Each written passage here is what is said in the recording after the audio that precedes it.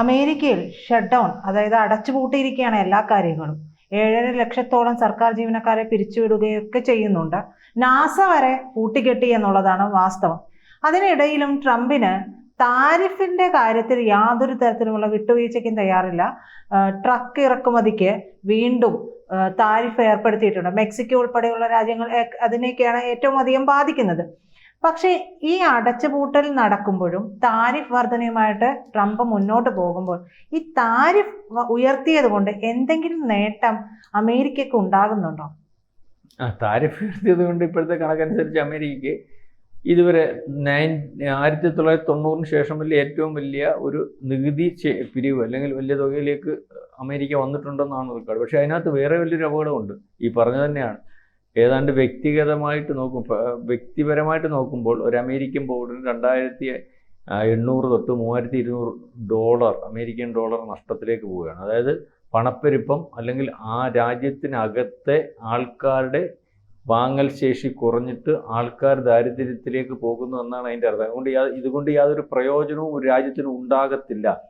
നമ്മളുടെ രാജ്യത്തിനകത്ത് രാജ്യത്തിൻ്റെ പുരോഗതി അല്ലെങ്കിൽ ഈ പറയുന്ന പോലെ സ്റ്റേബിൾ എക്കണോമി എന്ന് പറഞ്ഞത് ആ രാജ്യത്തെ ഓരോ വ്യക്തികളുടെയും വ്യക്തിപരമായിട്ടുള്ള ഒരു GDP ഉണ്ട്, മനസ്സിലാവുന്നുണ്ട്. അല്ലെങ്കിൽ ഇപ്പോൾ തന്നെ ഇന്ത്യയുടെ കഴിഞ്ഞ കുറച്ച് ദിവസങ്ങളായിട്ട് മറ്റ് പല രാജ്യങ്ങളുടെയും കാര്യം പരിശോധിച്ചപ്പോൾ ഇന്ത്യക്കകത്ത് വന്നുകൊണ്ടിരിക്കുന്ന ഒരു പുരോഗതി എന്ന് പറഞ്ഞാൽ നമ്മളുടെ ആൾക്കാരുടെ ഇടയിലെ ദൈർഘ്യം കുറയുന്നു. എന്ന് വെച്ച് കഴിഞ്ഞാൽ പണക്കാരൻ പാവപ്പെട്ടവൻ എന്നുള്ള അന്തരം വളരെ കുറവിലേക്ക് വരുന്നു. കാരണം എല്ലാവരുടെയും കയ്യിൽ ആവശ്യത്തിന് പണം ഉണ്ടാകുന്ന ഒരവസ്ഥ എന്ന് പറഞ്ഞാൽ കോടികളല്ല. ഇപ്പോൾ ഒരാളെ വ്യക്തിപരമായിട്ട് നോക്കുമ്പോൾ ഒരാളുടെ കയ്യിൽ ഒരു 1000-2000 രൂപയുടെ വാങ്ങൽ ശേഷി അല്ലെങ്കിൽ ആ രീതിയിലേക്ക് പോകും.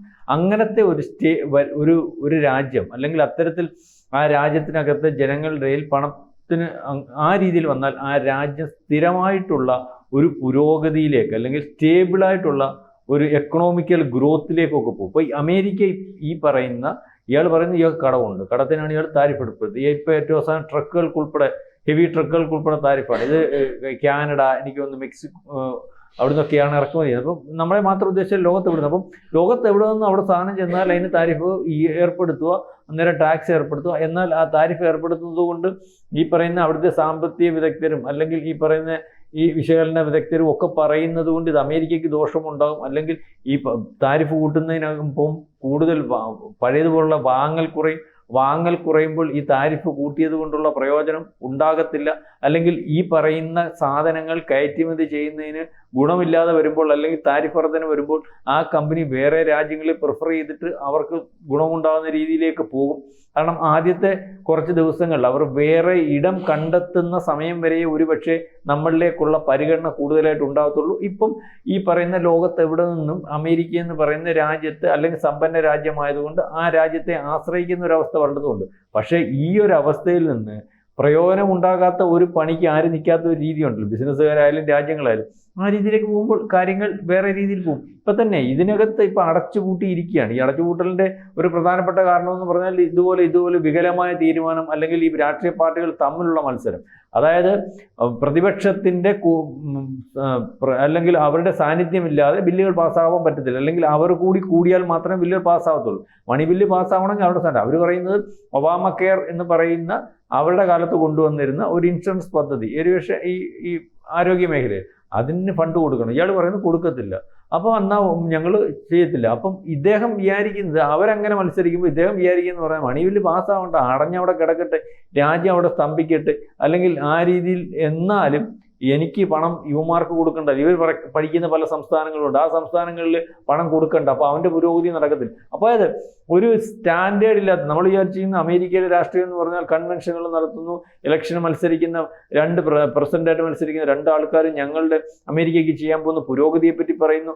ആ പുരോഗതിക്ക് അതെല്ലാവരും മനസ്സിലാക്കുന്നു. അല്ലെങ്കിൽ അത്തരത്തിൽ 2 പാർട്ടികൾ ഞാൻ പറഞ്ഞ മത്സര സമയത്ത് അവിടുത്തെ രാഷ്ട്രീയ സ്വഭാവം പണ്ടത്തെ ഇവിടുത്തെ പത്രങ്ങളിൽ കൂടി അല്ലെങ്കിൽ ഒരു പരിധിവരെ ആയിരുന്ന ഒരു കാലമാണ് പറയുന്നു. അപ്പോൾ അതിനകത്ത് ആരുടെയാണ് രാജ്യത്തിന് പുരോഗതി കൂടുതൽ കിട്ടുന്ന ഒരു രീതി അല്ലെങ്കിൽ ഈ പറയുന്ന അവർ പറയുന്ന സിസ്റ്റം, അല്ലെങ്കിൽ അവർ പറയുന്ന ഞങ്ങൾ വന്നു കഴിഞ്ഞാൽ, ഇപ്പോൾ ഡെമോക്രാറ്റ്സ് പറഞ്ഞു ഞങ്ങളുടെ പാർട്ടി വന്നു കഴിഞ്ഞാൽ ഇന്ന രീതിയിലായിരിക്കും, രാജ്യത്ത് ഇന്ന രീതിയിലുള്ള പുരോഗമനം കിട്ടും. അല്ലെങ്കിൽ റിപ്പബ്ലിക്കൻ പാർട്ടി പറയും ഞങ്ങളുടെ ഇത് വന്നു കഴിഞ്ഞാൽ ഞങ്ങളുടെ പോളിസി ഇന്നതാണ്. അപ്പോൾ ഇത് ജനം തുലനം ചെയ്തിട്ട് ഏതാണ് ഉതകുന്നതെന്ന് അവിടെ ജനം തീരുമാനിച്ച് വോട്ട് ചെയ്തുകൊണ്ടിരുന്ന ആ സ്ഥാനത്തായി ഇപ്പോൾ രാജ്യത്തിൻ്റെ പുരോഗതിയെ വിഷയമല്ല, പാർട്ടികളുടെ താല്പര്യം, വ്യക്തിപരമായിട്ടുള്ള താല്പര്യത്തിലേക്ക് ഒരു രാജ്യം പോകുന്നു. ഏത് രാജ്യം പോകുന്നു? അമേരിക്ക പോകുന്നു. അമേരിക്ക ഇന്ന് എവിടെയാണ്? ലോകത്തിലെ നമ്പർ 1, എല്ലാ രീതിയിലും നമ്പർ 1, ലോകത്തെ നിയന്ത്രിക്കാൻ നിൽക്കുന്ന രാജ്യം എന്ന് ഇപ്പോഴും അവകാശപ്പെടുന്നു. ഇപ്പോഴും അങ്ങനെ തന്നെ ഇരിക്കുന്നതുമായിട്ടുള്ളൊരു രാജ്യം. ആ രാജ്യത്തിൻ്റെ കാര്യമേ പറയുന്നത്. അപ്പം ഈ വികലമായ തീരുമാനം ഒരുപക്ഷെ താരിഫ് നമ്മുടെ ലോകത്ത് മൊത്തത്തിലെടുത്തു, നമ്മുടെ പേരിലെടുത്തു, അതുകൊണ്ട് അവിടുത്തെ പണപ്പെരുപ്പം, അല്ലെങ്കിൽ ആ ഒരു സമയത്ത് നമ്മളെടുത്ത തീരുമാനം, നിരന്തരമായി താരിഫ് എടുത്തതിനകത്ത് നമുക്കൊന്നും സംഭവിക്കുന്നില്ല എന്ന്, അല്ലെങ്കിൽ നമ്മുടെ തീരുമാനങ്ങൾ കൊണ്ട് നമ്മുടെ രാജ്യത്തിന് എക്കണോമിക്കൽ ഗ്രോത്തിനകത്ത് ഒരു പ്രശ്നവും വരുന്നില്ല, നമ്മുടെ എക്കണോമിക്കൽ സ്റ്റെബിലിറ്റിക്ക് പ്രശ്നം വരുന്നില്ല എന്നൊക്കെ കാണിച്ചു കൊടുത്ത ബാക്കിയുള്ള രാജ്യങ്ങളും ഇതേ പാത, ഇന്ത്യ തുടരുന്ന പാത പിന്തുടർന്നാൽ അതിനകത്ത് ഉള്ള ഒരു നേട്ടം, ഇന്ത്യക്കുണ്ടാകുന്ന നേട്ടം ബാക്കിയുള്ള രാജ്യങ്ങൾ കൂടെ വന്നാൽ ഈ പറയുന്ന ട്രംപ് വിട്ടു. അപ്പോൾ ട്രംപ് താരിഫ് യുദ്ധത്തിൽ, അല്ലെങ്കിൽ ഈ പറയുന്ന താൽക്കാലികമായിട്ടുള്ള ഒരു പുരോഗതി, ഇപ്പം തന്നെ അവിടുത്തെ എല്ലാം കമ്പനികൾ കഴിഞ്ഞ ദിവസത്തെ വാർത്ത അനുസരിച്ച് കൂട്ടത്തോടെ കമ്പനികൾ ഇന്ത്യയിൽ ഇൻവെസ്റ്റ് ചെയ്യാൻ പോകും. എന്താ താരിഫ് ട്രംപ് പറഞ്ഞിട്ട് കേൾക്കാത്തത്? മൈക്രോസോഫ്റ്റ്, ഫേസ്ബുക്ക്, ടെസ്ല ഉൾപ്പെടെയുള്ള കമ്പനികൾ, അതുപോലെ ഫാർമസ്യൂട്ടിക്കലിന് 100% താരിഫ് ഏർപ്പെടുത്തുമെന്ന് അയാൾ പറഞ്ഞു. അയാൾ ഏർപ്പെടുത്തിയിട്ടില്ല ഇതുവരെ. അയാൾ നാളെ കാലത്ത് ഏർപ്പെടുത്തുമായിരിക്കും. അവിടുത്തെ ഏറ്റവും വലിയ ഭീമന്മാർ ഇവിടെ ബില്യൺ കണക്കിന് ഡോളറാണ് പ്രഖ്യാപിച്ചു കഴിഞ്ഞു. കഴിഞ്ഞ ദിവസത്തെ അമേരിക്കൻ മാധ്യമങ്ങൾ തന്നെ അത് പറഞ്ഞേക്കുന്നത്. ഇവിടെ അവർ എന്തുകൊണ്ടാണ് വരുന്നത്? നമ്മളെ ഇവിടുത്തെ ഫാർമസ്യൂട്ടിക്കൽ മേഖലയിൽ നമ്മൾ വലിയ പുരോഗതിയില്ല. അപ്പോൾ നമ്മുടെ മരുന്നുകൾ ഒക്കെയാണ് അവിടെ ഉപയോഗിക്കുന്നത്. സാധാരണക്കാരന് അഫോർഡ് ചെയ്യാൻ പറ്റുന്ന രീതിയിലേക്കുള്ള വിലയേ ഉള്ളൂ, എന്നാൽ ക്വാളിറ്റി ഭയങ്കരമാണ്. പക്ഷേ അവിടുത്തെ ഫാർമസ്യൂട്ടിക്കൽ മേഖലയാണ് ലോകത്തെ ഏറ്റവും വലിയ മാഫിയ. എന്ന് വെച്ചാൽ മാഫിയ നല്ല ലോകത്തെ നിയന്ത്രിക്കുന്നത്. അത് വലിയ കമ്പനികൾ. ആ കമ്പനികൾ ഇന്ത്യയിലേക്ക് വരാൻ പോകുന്നു.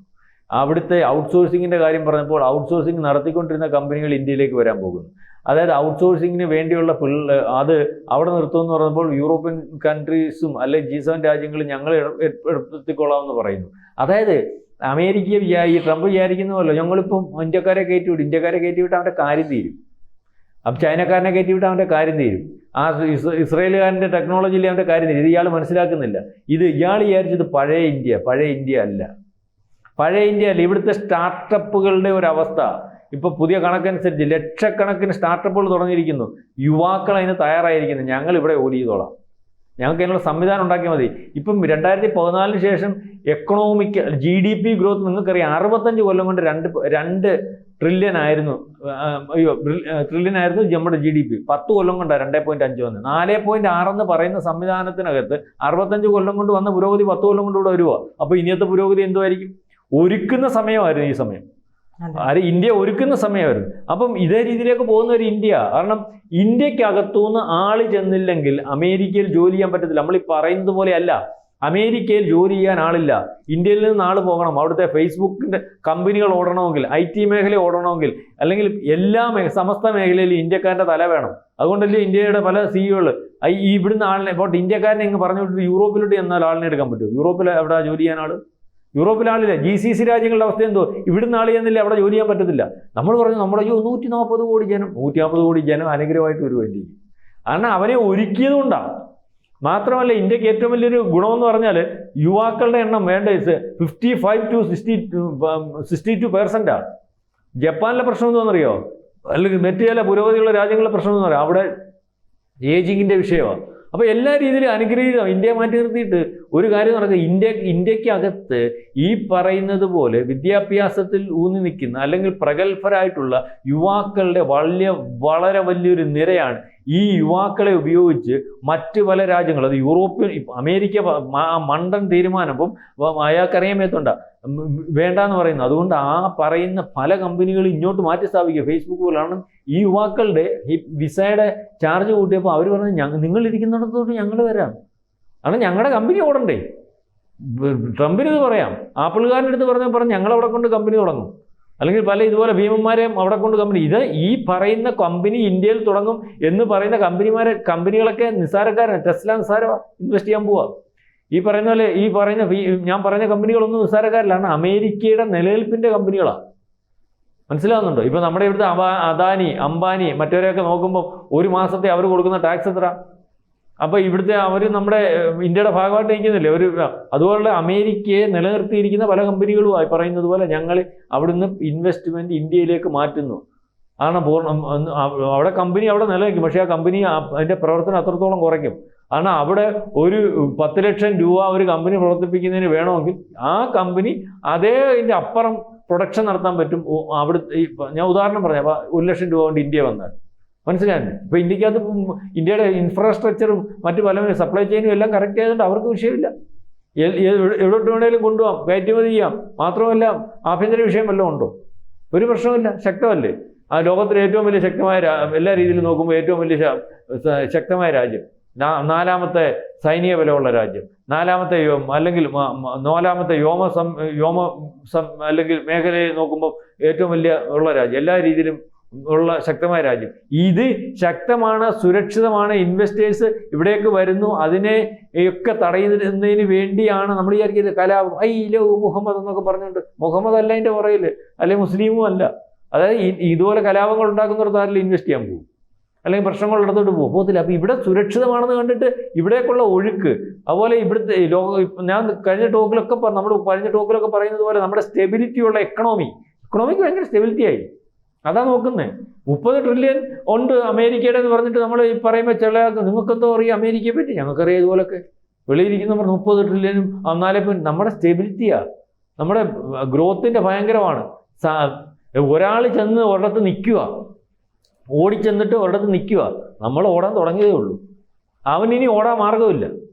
ഇപ്പോഴത്തെ പഠനം അനുസരിച്ച് നമുക്ക് ഓടാൻ വളരെ ദൂരമുണ്ട്, അതിന് മാർഗമുണ്ട് നമ്മുടെ എക്കണോമി. അപ്പോൾ ആ രീതിയിലേക്ക് കാര്യങ്ങൾ പോവുകയാണ്. ഇയാൾ താരിഫ് കൊണ്ട് ഇപ്പം റെക്കാർഡിക്കലി ഇപ്പം കഴിഞ്ഞ ദിവസത്തെ ഇതനുസരിച്ച് 1993 ശേഷം ഏറ്റവും കൂടുതൽ ഈ പറയുന്ന ടാക്സ് ഇനത്തിൽ അമേരിക്കയ്ക്ക് റെക്കോർഡ് വരുമാനം വന്നിട്ടുണ്ട്. അതേ റെക്കോർഡ് വരുമാനത്തിൻ്റെ കൂടെയാണ് പറയുന്നത് അവിടുത്തെ സാധാരണക്കാരൻ്റെ ഈ നഷ്ടം അല്ലെങ്കിൽ വ്യക്തിഗത നഷ്ടം ഈ $2,800 തൊട്ട് $3,200 വരെയാണ്. അത് വലിയ അപകടത്തിലേക്കാണ്. ഇയാൾ പൈസ അവിടെ മേടിച്ച് വെച്ചാൽ രാജ്യത്തെ ആൾക്കാർ കിടന്ന് കട്ടിന് കിടന്ന് ഈയക്കാവ് പറഞ്ഞാൽ അവന് വാശി കൊടുക്കണ്ടേ?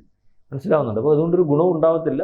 അമേരിക്ക തകർച്ചയിലേക്ക് അല്ലെങ്കിൽ ഇയാളുടെ വികലമായ തീരുമാനം ഇയാൾ മനസ്സിലാവാതെ മുന്നോട്ട് കൊണ്ടുപോയിക്കൊണ്ടേയിരിക്കുന്നു. ഇനി ഇയാൾ തകർത്തേ ഞാൻ പോകത്തുള്ളൂ എന്നുള്ള തീരുമാനമല്ലോ ആണെന്ന് എനിക്കറിയില്ല. എന്തായാലും വികലമായ തീരുമാനം. നമ്മുടെ ഈ പറയുന്നത് ഇയാളുടെ കൂട്ടുള്ളൊരു സാധനമാക്കി എന്തോ ചെയ്യും? നമ്മുടെ രാഹുൽ ഗാന്ധിയുടെ കൂട്ടുള്ളൊരു സാധനമാക്കി എന്തോ ചെയ്യും? ചിലപ്പോൾ ഇയാൾ വിചാരിക്കും ഇയാൾക്ക് ചിലപ്പം ഈ പ്രായത്തിൻ്റെ വല്ല പ്രശ്നം, ഇനി എനിക്ക് ഭരിക്കാനൊന്നും കിട്ടുന്നത്, ഇത് തകർത്തിട്ട് ഞാൻ പോകത്തുള്ളൂ എന്ന് വിചാരിച്ചെന്തോ, അല്ലെങ്കിൽ എൻ്റെ വീട്ടിൽ മരുമോനും എൻ്റെ മോക്കും ഒക്കെ കുറച്ച് കാശുമൊക്കെ ഉണ്ടാക്കാനുള്ള സംവിധാനം ഉണ്ടാക്കിയെടുക്കണം എന്നുള്ള രീതിയിലേക്കുള്ള പ്ലാനിങ് ഒക്കെ ഉണ്ടോന്ന്. ബാക്കിയുള്ള പ്ലാനിങ് ഒക്കെ അങ്ങനെയൊക്കെയാണെന്ന് ഇപ്പോൾ റിപ്പോർട്ടുകൾ വരുന്നത്. എത്തരത്തിലാണെന്ന് നമുക്കറിയത്തില്ല. ഏതായാലും ഇങ്ങനെയൊക്കെയാണ് കാര്യങ്ങൾ.